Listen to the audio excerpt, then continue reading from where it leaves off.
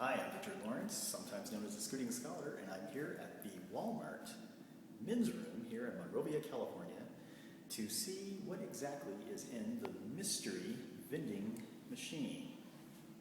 So if you have seen on my Facebook page, I put up this vending machine that doesn't tell us exactly what's here.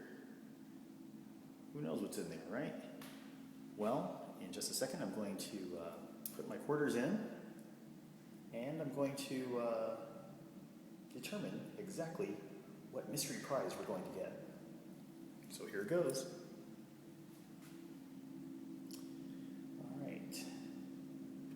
1, 2, 3, 4. Oops.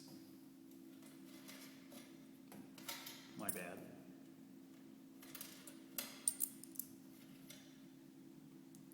All right, let's try that again. 1, 2, 3, 4.